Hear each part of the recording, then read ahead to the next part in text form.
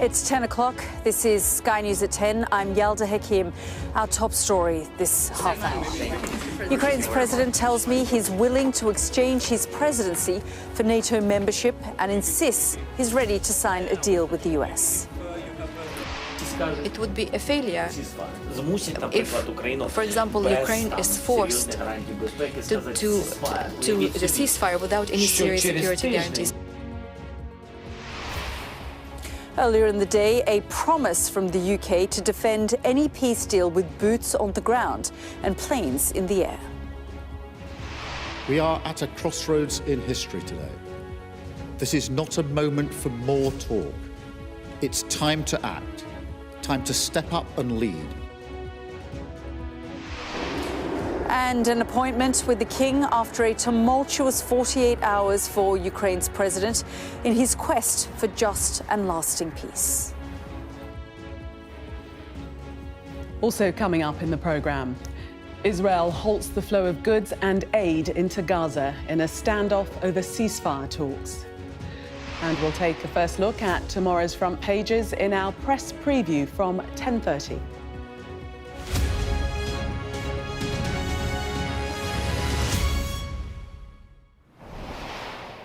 Good evening, I'm Yalda Hakim and I'm live here at London Stansted Airport, where in the past half hour Ukraine's president has left the United Kingdom after 2 days of frantic diplomacy. In stark contrast to his hostile meetings at the White House on Friday, he received a warmer welcome here in London, along with assurances from the UK, France and other countries in Europe that they would provide troops to help defend any peace deal in Ukraine. Well, we'll have more on those pledges made today in a moment. But first, I was invited, along with a group of journalists, to spend some time with President Zelenskyy. He told us there was no chance of handing territory over to Moscow, that he was ready to sign a minerals deal with Donald Trump and to meet him again in what he described as a constructive format. And he told me he would gladly exchange his presidency for NATO membership. Well, let's just have a listen to that. Hi. Volodymyr Zelenskyy would have known his trip to the White House was likely to be challenging. But no one could have predicted just how contentious it was going to be. We're late? No, you're just great. But while the toll of the last few days can't be underestimated, tonight, as we sat down with the Ukrainian leader at the end of his emergency trip to the UK, there was a palpable sense of relief following the reassurance that Europe stands with him. Okay. Was there a moment sitting there that you thought, this is going really badly wrong? Did you feel that in some way you had mishandled the president? There was something you had done that was wrong, and do you regret that? Or if you don't, do you think that you walked into an ambush? I do not believe it is right when such conversations are absolutely open, because the emotions or information or etc. the foes can take advantage of them. Therefore, the format of what happened, I do not think that it brought something positive or additional to us as partners. I do not want to discuss what happened. I understand that. I wouldn't want to talk about why this happened. I just want to underscore why I also understand. I do not think that we shall carry on in such format to build strong relations.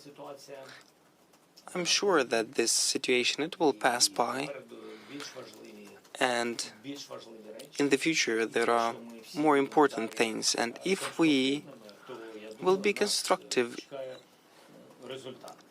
the positive result will come. I said this to the colleagues. I know that President Trump wants to end the war, and together with Europe and with us, they can force Putin to end the war. And I said that for everyone, it would be a failure if, for example, Ukraine is forced to a ceasefire without any serious security guarantees. And you can imagine that a week later, the Russians will again shoot at us, and we will shoot back. Has there been any communication with the administration since the Oval Office meeting? Have they reached out to you? And separately, you talked about resignation a few days ago. How are you thinking about elections? Yeah.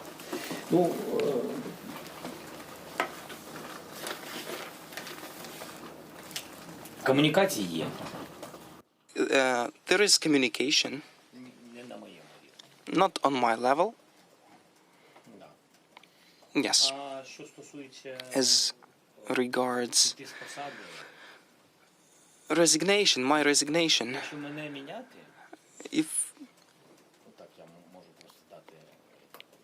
if I am to be changed, and I'll hear, how can I put it, with what's happening with the support to change me, it will not be easy, because it is not enough to simply hold elections. You would need to prevent me from participating in the elections, and it will be a bit more difficult. So they'll have to negotiate with me. And I said that I'm exchanging it for NATO membership. And then it means that I fulfilled my mission. There is NATO. It means I've fulfilled my mission. Although, honestly, it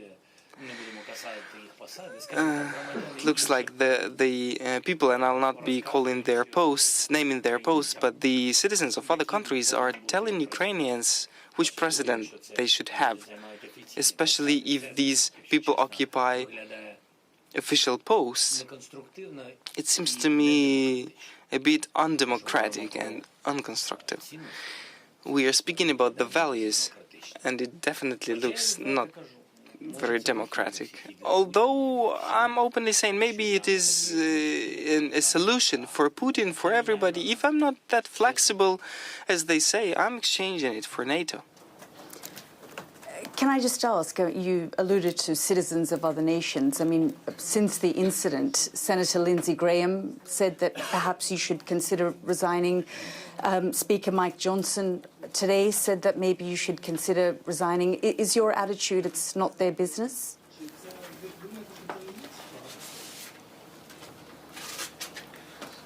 Лінсі Грем дуже хороший хлопець.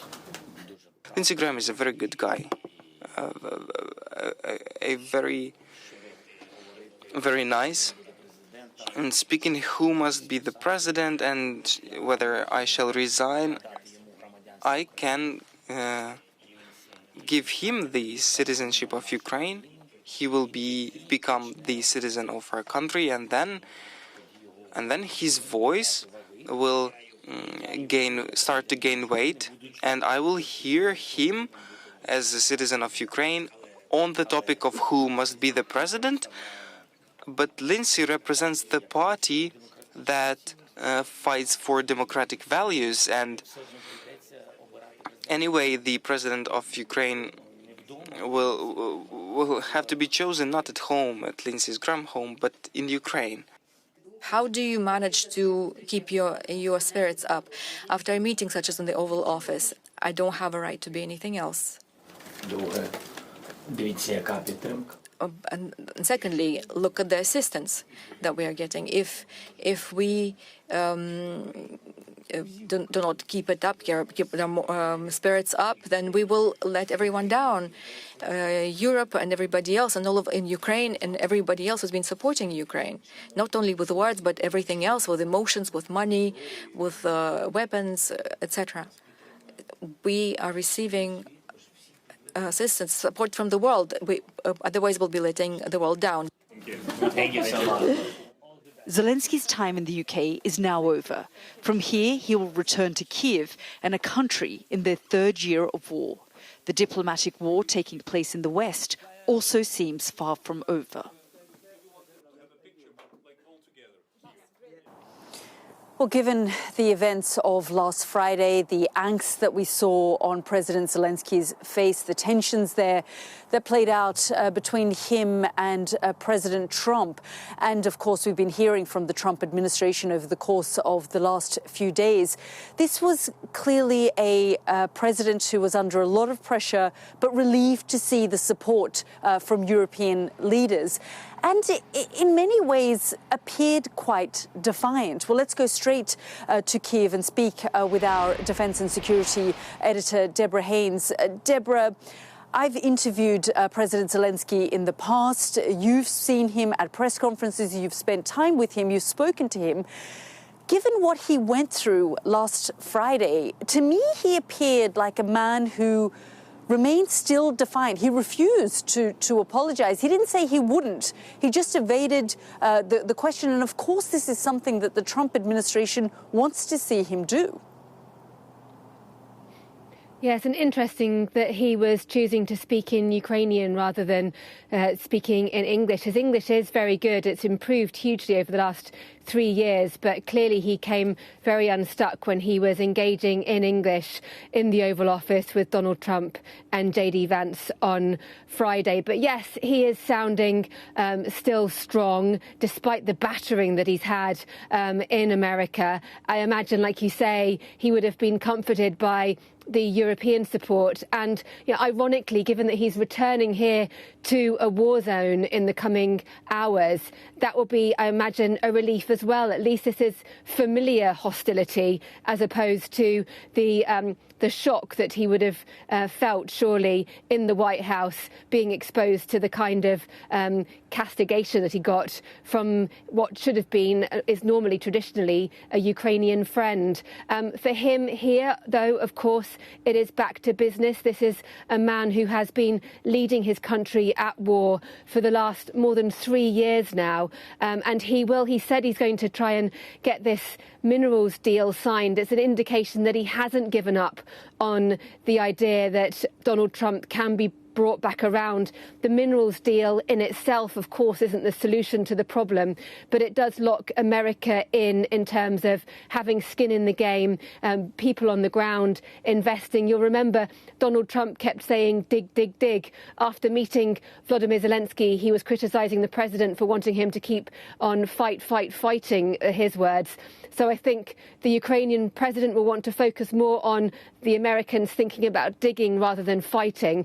But then, of course, he has to as well fundamentally contend with Vladimir Putin, who clearly has a voice in all of this and has been highly critical about the British and European ideas for peace.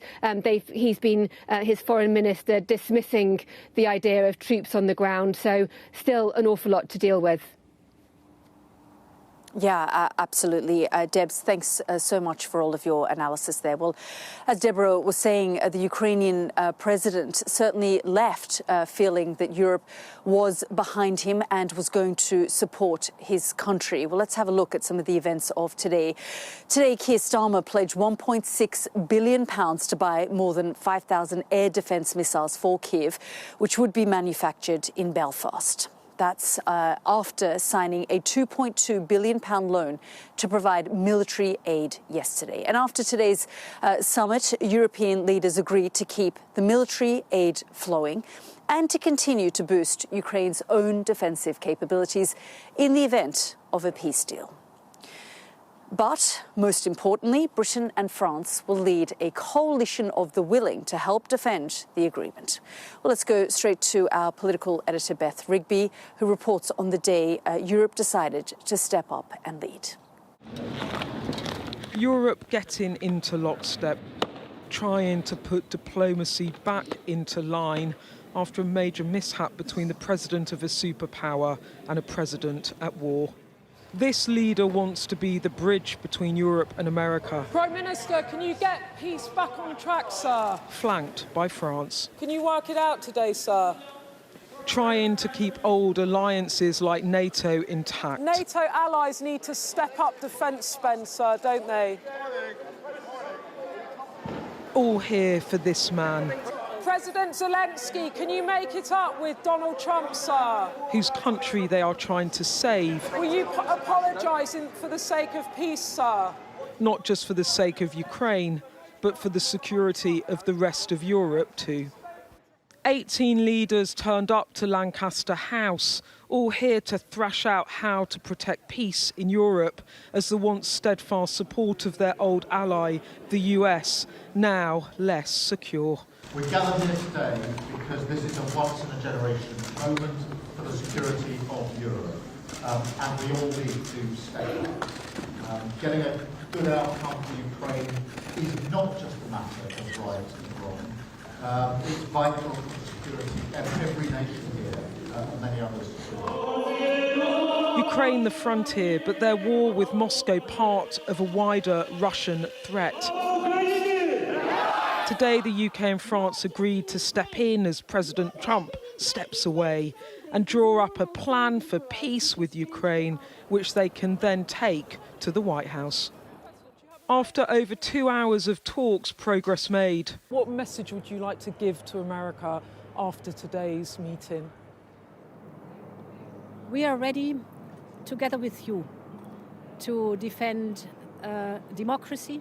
It was a very good meeting because what you see is European countries stepping up. First of all, to make sure that Ukraine has got what it needs to stay in the fight.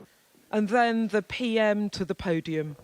The purpose of today's meeting was to unite our partners around this effort, to strengthen Ukraine and to support a just and enduring peace for the good of all of us. And he announced hundreds of new defence jobs in Belfast to provide thousands more missiles to Kyiv. We will go further to develop a coalition of the willing to defend a deal in Ukraine and to guarantee the peace. Not every nation will feel able to contribute, but that can't mean that we sit back. Instead, those willing will intensify planning now with real urgency. The UK is prepared to back this with boots on the ground and planes in the air. Together with others, Europe must do the heavy lifting. Given that the US has become an unreliable ally, did you as European leaders discuss the prospect of actually going it alone and actually what the reality of a US pulling out of this, all of this would mean? I do not accept that the US is an unreliable ally. The discussions we've had today, particularly the coalition of the willing, is on the basis that this is a plan that we will work with the US and that it will have US backing. As old alliances begin to fracture, NATO and European partners came together today in a show of strength. There was the symbolism of leaders standing shoulder to shoulder with President Zelenskyy, but there was real substance too. The Prime Minister talking about a coalition of the willing prepared to put boots on the ground and invest in defence spending to police the peace in Ukraine. As President Trump steps back, the Prime Minister is stepping up, becoming a broker of peace and a bridge between warring allies. King Charles also playing his part this evening, meeting President Zelenskyy at Sandringham, here to offer support in the hope it might heal the rift with the US. President Zelenskyy tonight back to the front line. European leaders will need to deploy all the soft and hard power they have to end this war.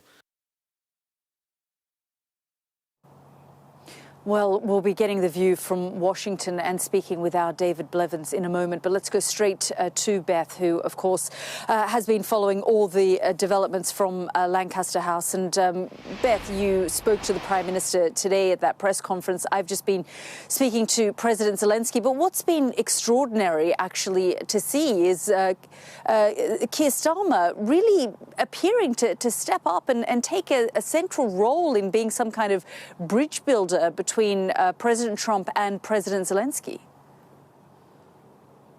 Yeah, look, I think what's happening here is that Keir Starmer being outside the European Union, and we know that President Trump doesn't have a particularly favourable view of that political and trade bloc, and being an old ally of the US puts him, in the words of one of his advisors I was talking today, in a unique position to step in and try and negotiate the beginnings of a peace deal that they can then take to President Trump after a frenetic 48 hours of diplomacy when things were carefully orchestrated only to blow up on Friday night. I think there's a sense here in Downing Street tonight that the Prime Minister is getting things back on track, flanked by President Macron of France. And where are we now?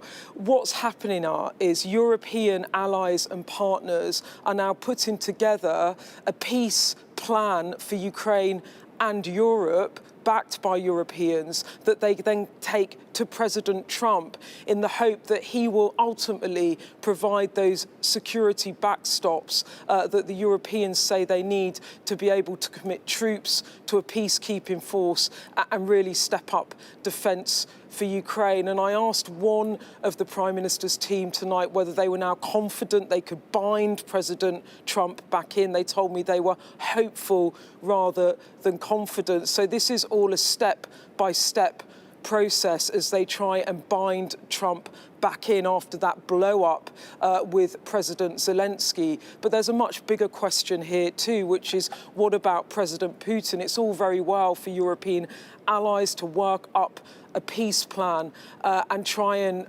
bind the US in, but can they sell it to President Putin? There is so much still at stake, so many questions, but I think today at least the Europeans have stepped up, they've stepped forward, and Keir Starmer has become the unexpected peace broker between warring allies.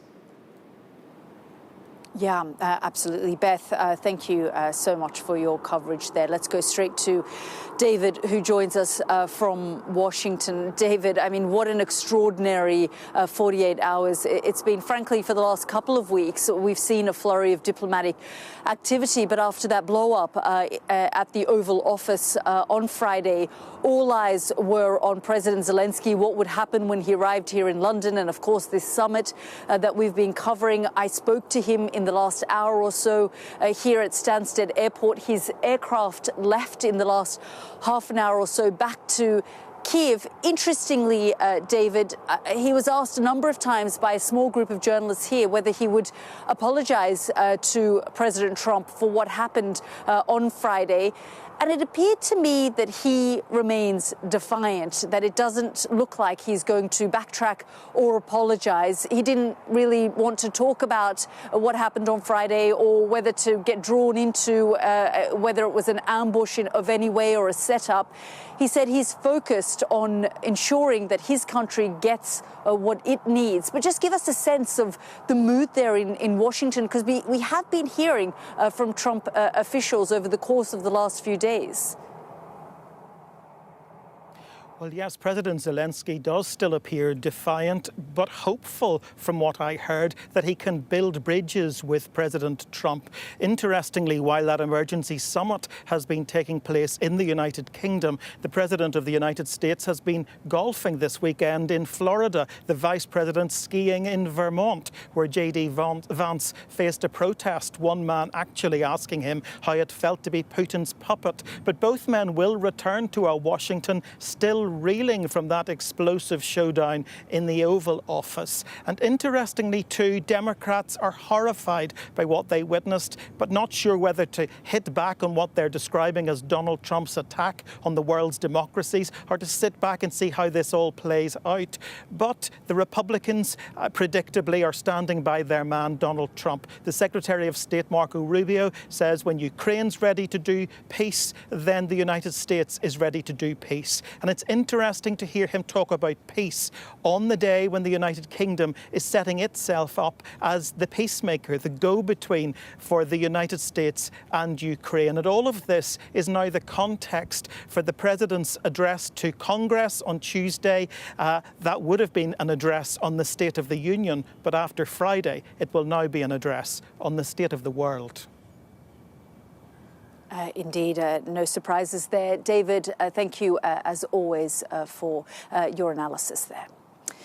Extraordinary developments after a very busy day at that Defence and Security Summit in central London at Lancaster House. The Ukrainian president has now left the United Kingdom just in the last half hour or so. His plane took off just behind me here. He's heading back to his country, to Kiev, a war zone that really has been battered over the course of the last 3 years. And in the last 24 hours, he has felt like a president that has been battered.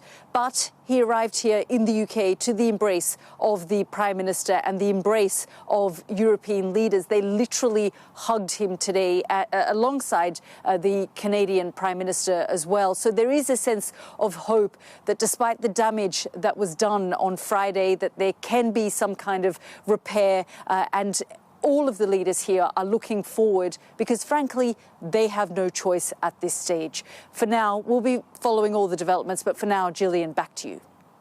Yalda, thank you. To the Middle East now, and the future of the Gaza ceasefire is under threat tonight, as Hamas has said it will not agree to extend the first phase of the deal. Israel says it's stopping the flow of goods and supplies into Gaza, with the Prime Minister, Benjamin Netanyahu, saying Hamas is refusing to accept the outline for talks set out by the United States. Hamas says the move puts the peace process at risk. Our Middle East correspondent, Alistair Bunkle, reports. Israel and Hamas say they want the same thing, an extension to the ceasefire in Gaza.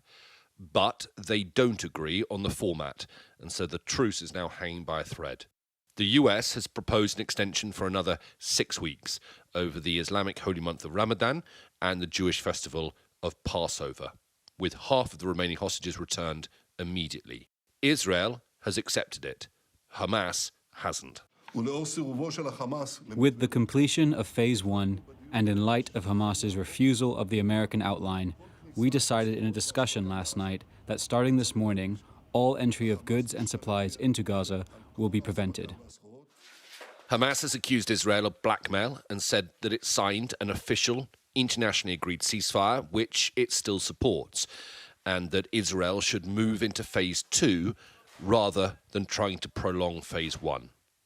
Phase 2 would mean the full withdrawal of the IDF and an end to the war. Gazans are starting to celebrate Ramadan, eating iftar among the rubble of their homes. The prospect of a return to fighting is unthinkable for them. We are afraid of the war returning again. For this reason, people are afraid. They are stocking up on food supplies, and the traders are exploiting the situation by raising prices. We're scared Netanyahu or Trump will launch a war more severe than the previous war. This is what we fear. The crossings are how people obtain the basic necessities for life. Why are they closing them? Israel believes that there is now enough aid in Gaza to last another 5 months. But as the occupying power, they are being accused of breaking international law by preventing more aid from getting in. The aid should never stop. This is not something that we can compromise with or something that we can really play with, if you will. We need the aid because lives are at stake. Many believe Netanyahu will return to fighting in Gaza once all, or at least enough, of the hostages have been released. He is under pressure too by many in his coalition. The mediators can't broker a compromise solution, and fast. This might be the moment that the ceasefire collapses. Alistair Bunkle, Sky News.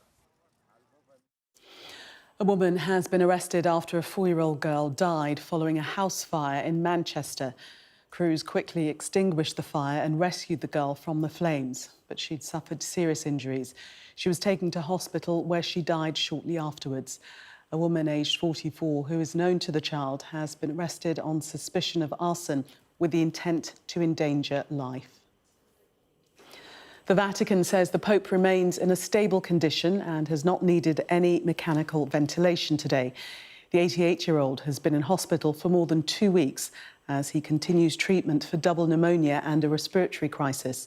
Doctors say he is not suffering from a fever, but again repeated that he is not out of danger.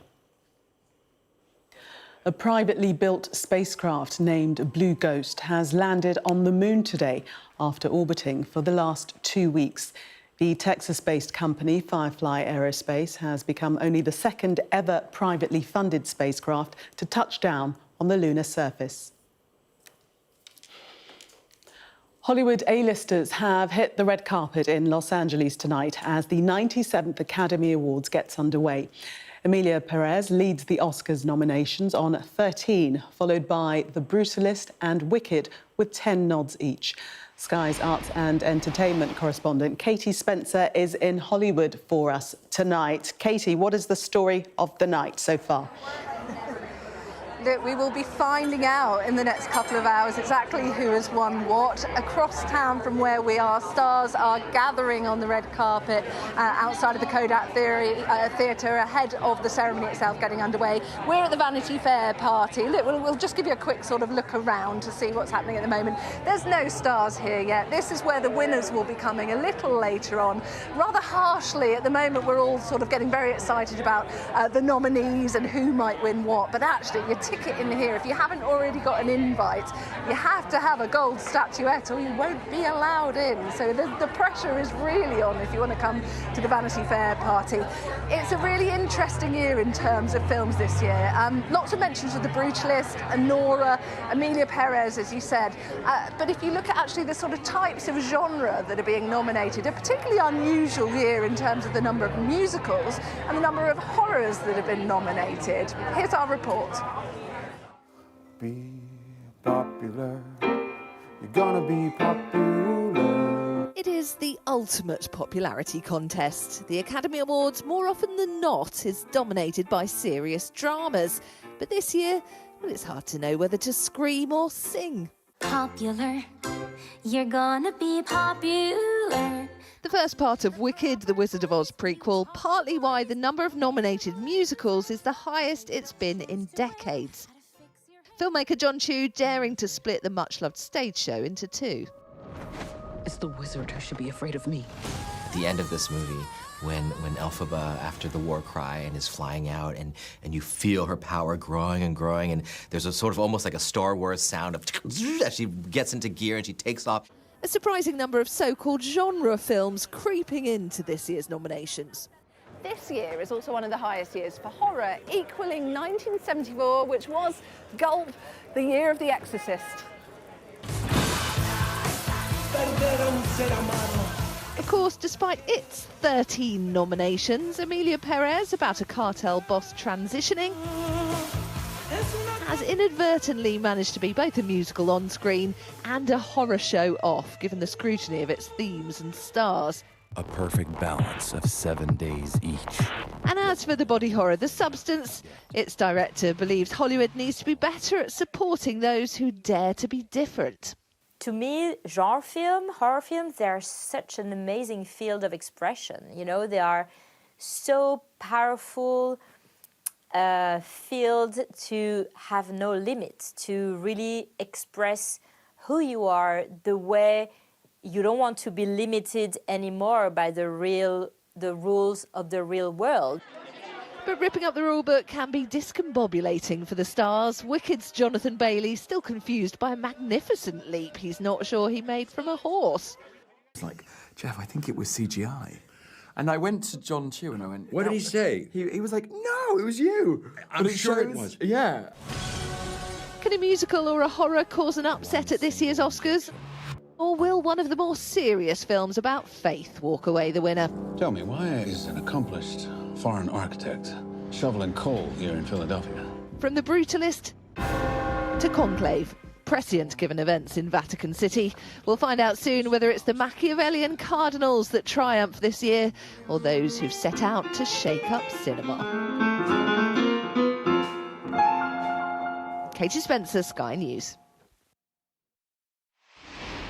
One of the people that we still don't know whether or not they're going to be walking the red carpet outside of the Kodak Theatre is the star of Emilia Perez, Carla Sofia Gascon. She's had a very rocky few weeks after these old, slightly questionable tweets emerged and were unearthed, and she was forced to apologise for some of the things that she wrote. She is more than welcome. She is one of the nominees, a groundbreaking nominee in terms of being the first trans actress to be nominated for Best Actress. We'll see whether or not she turns up and walks that carpet. There's still no word whether or not she is coming. We are going to be here. We will be talking through with the winners when they come this way a bit later on.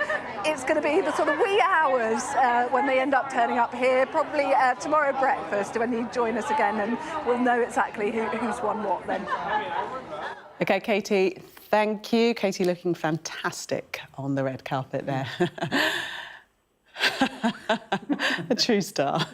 Well, that was Sky News at 10. Coming up, we'll take a first look at tomorrow's newspapers in the press preview. Tonight, we're joined by The Spectator's political correspondent James Heal and journalist and author Rachel Shabby. Amongst the stories we'll be discussing, this on the front of The Guardian. Its headline, PM calls for coalition of the willing to end Ukraine war. Not quite up for you yet. There it is. We'll be talking about that and more when we come back. Stay with us.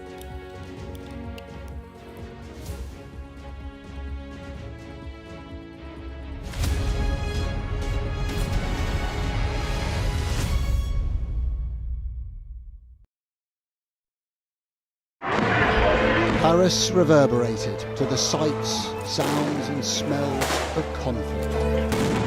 There's a focal point to all this anger, and that is Emmanuel Macron. I'm Adam Parsons, Sky's Europe correspondent based here in Brussels. There are dozens of people desperately clambering to get onto that boat. It is a chaotic scene, but it's being watched by dozens of French police officers on the beach. I've reported on migration across Europe, close up on the ground, understanding that sense of desperation and meeting the criminal gangs behind it. This old fishing boat set off from the Libyan port of Tobruk. There were 606 people who were on board. So we've been distributing life jackets to all the people on board this boat, and now the first person is coming on board. This is the ugly side of Italian football. In Italy, everything is really organized.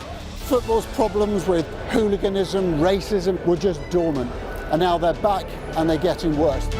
We cover so many countries, languages and cultures and work hard to gain trust to bring you the full story first. Help is slowly reaching these places. It's not just homes, but whole streets like this one that have been reduced to rubble and dust. This is a picture of destruction. Everywhere you look in this mountaintop community, there is absolute devastation. These are the settlers in waiting, keen to start a new life, to annex Gaza for Israel. The least we can do is just kick them out of our land. Gaza, which is just 2 miles in that direction, is under attack again. Getting the chance to tell people's stories, it's a privilege. We are under Israeli military restrictions in terms of some of the things that we can film, but it's important to be in there. What a slow drive for the president as he approaches his golf club. 4 more years! Free wherever you get your news. I'm Mark Stone and I'm Sky's correspondent based here in Washington, D.C.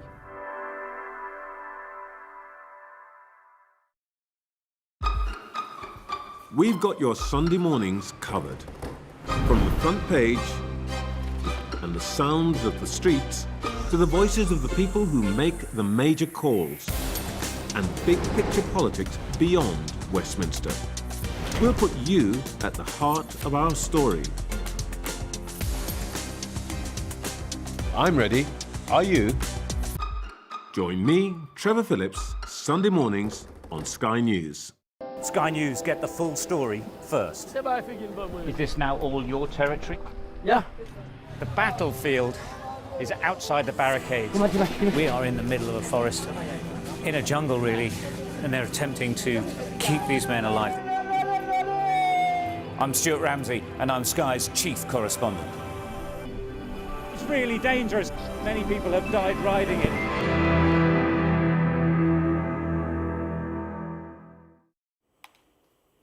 Just want to bring you these live pictures from Mar-a-Lago, where Donald Trump is leaving, heading back to Washington. It's been a busy few days where no doubt Donald Trump will have been observing European leaders meeting in London today, pledging unity and more military support from Zelenskyy. No doubt also he will have heard Zelenskyy pledge that he is prepared to make a minerals deal with Donald Trump, also suggesting that he'd be happy to return to Washington for further meetings, and also spoke about the relationship being to move past the previous meeting in the Oval Office, which was a little bit more than explosive. So the latest picture of Donald Trump making his way back to Washington, D.C. This is Sky News. In just a moment, the press preview, a first look at what's on the front pages as they arrive. But first, our top stories. Volodymyr Zelenskyy has told Sky News that he is willing to exchange his presidency for NATO membership and said he's ready to sign a deal with the US. Sir Keir Starmer has hailed a defence summit a once-in-a-generation moment for Europe and announced a £1.6 billion deal to supply thousands of air defence missiles to Ukraine. Israel has halted the flow of goods and aid into Gaza in a standoff with Hamas over ceasefire talks.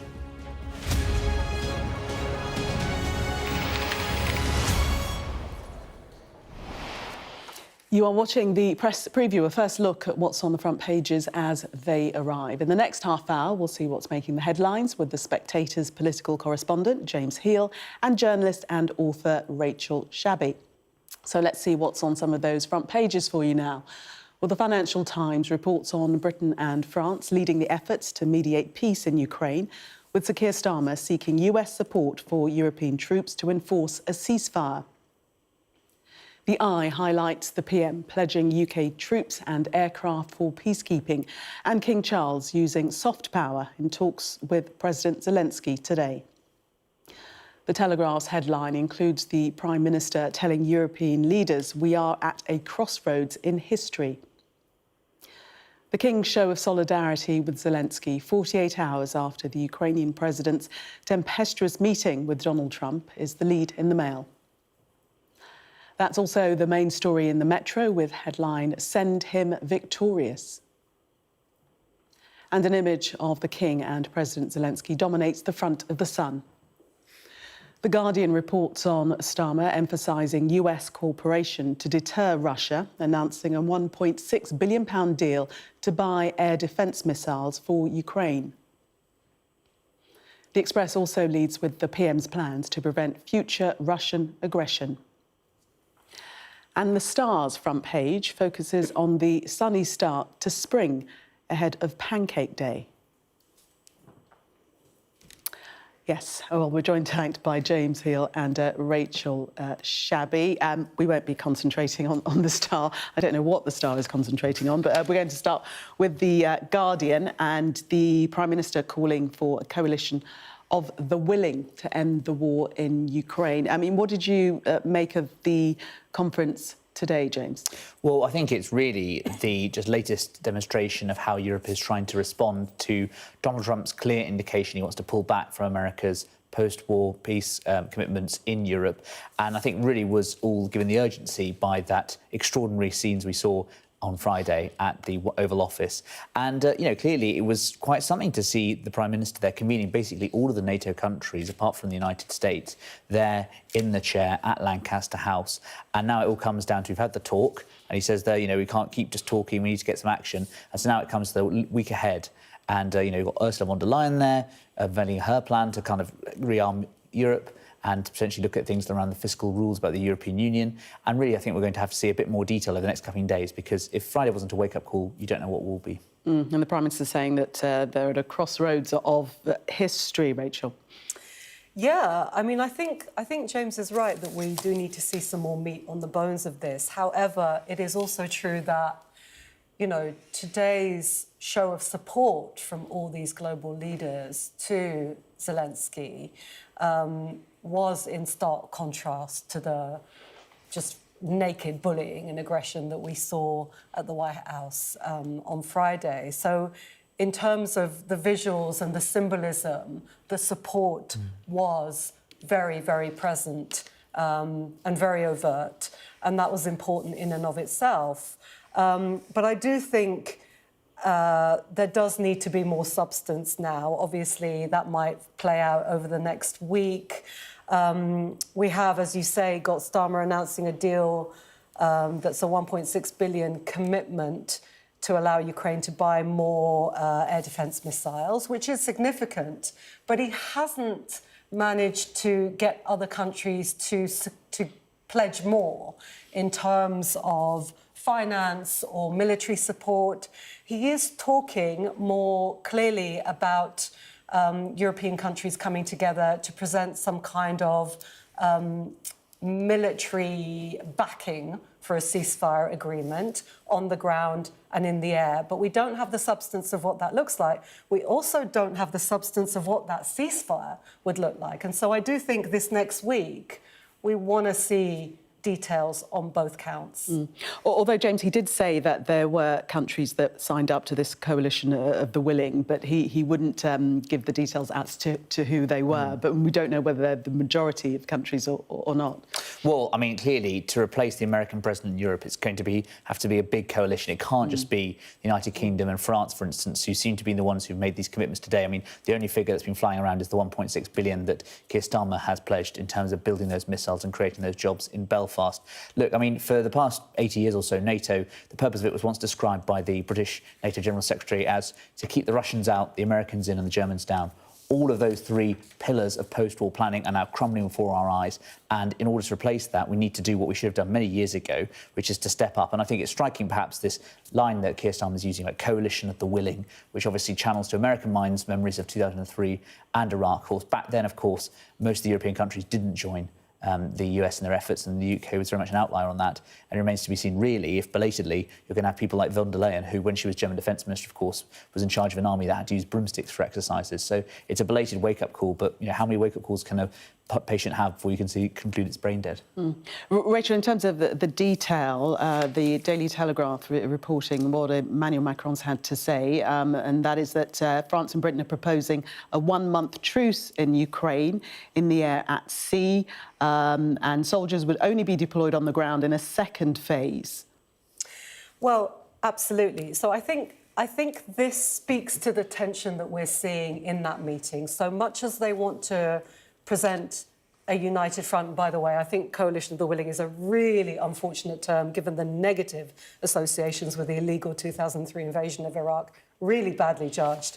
But I think that this is where we see the divisions, because it would seem that Britain and Italy are kind of working on the assumption that they're going to get the US's buy-in, that we're going to work with Trump, appease Trump, whatever. Do you mean Britain and Italy or Britain and France? No, I mean Britain and Italy. Right. So Meloni and Starmer are both more amenable to bringing Trump aboard. They think that he can be appeased, mollified, whatever.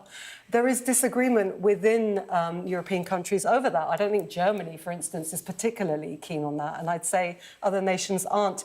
And that potentially feeds into what we're seeing in terms of the lack of substance over what a ceasefire agreement should look like. I mean, if you are of the mind that Europe really has to race ahead now, get ahead of Trump doing anything, such as starting to make overtures towards Russia, then you would want to get a ceasefire agreement done quickly, right? You would want to have that on the table so you could say to the US, OK, you take it or leave it, but this is what we've got. If you think that the US can be collaborated with, for want of a better word, then you're going to not put so much substance on that ceasefire arrangement. And I think that's what's happened. That's what Starmer is hoping for. But again, I think that is ill-judged. OK, Rachel and James, we must leave it there for the moment. We're going to take a break. Coming up, the King's show of solidarity for the Ukrainian president. Stay with us.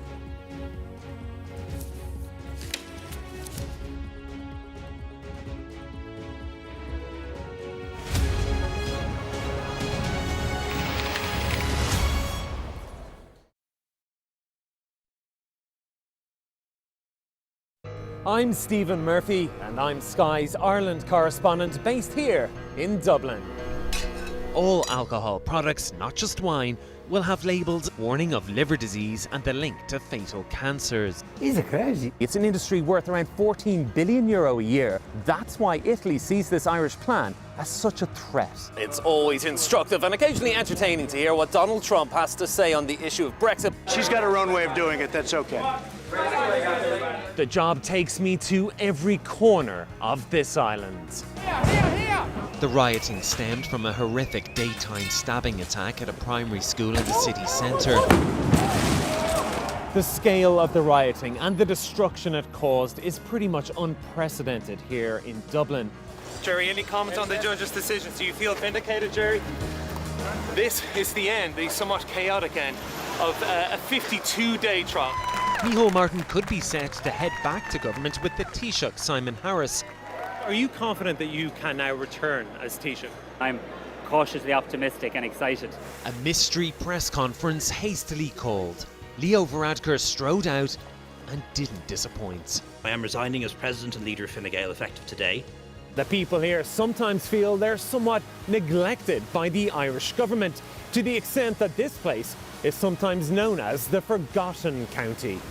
The waters of Ireland and Britain should be home to great white sharks, but none have ever been found. If there are great white sharks in this area, there's no reason they wouldn't come here to feed. It's basically a buffet on a beach. This could be not only a record-breaking storm, but potentially the most dangerous storm ever to hit Ireland. Sky News, get the full story first. There's always more to the news than a headline. We want to discover, to delve a little deeper, to find out what's really going on. Explanation, analysis, the people at the heart of every story. I'm Neil Patterson, and this is the Sky News Daily Podcast. So, by the end, we'll hopefully all understand what's going on in the world just that little better. Available wherever you get your podcasts. We're rolling. Welcome to the world. Our new podcast, starting now. It's very exciting. Every week, we'll be reporting from the world's trouble spots. We get to hold those in positions of power accountable, and we get to ask the questions that the audience, the listeners, want to know about. And that's why it is so important that people tune in, come along for the road, come along for the journey. It'll be fun. We are under Israeli military restrictions in terms of some of the things that we can film, but it's important to be in there. What a slow drive for the president as he approaches his golf club. 4 more years! Free wherever you get your news. I'm Mark Stone, and I'm Sky's correspondent based here in Washington, D.C.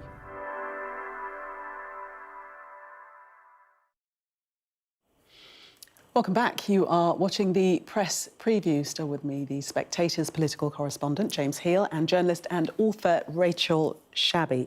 James, take us back to the Daily Telegraph, because there was a line that you wanted to pull out regarding Peter Mandelson, who's not been in the job for very long, but already seemingly causing a bit of a stir. Yeah, so this is the comment piece on the front by Charles Moore, who's former Telegraph editor, and he makes the point that clearly today we were demonstrating that the heart of the United Kingdom was with President Zelenskyy. We had the King there at Sandringham, but he asks whether the head is elsewhere in the policy, in terms of policy making, and he points out this interview that Lord Mandelson, our new ambassador to Washington, has done, in which he urges Zelenskyy to give unequivocal backing to Trump's initiative.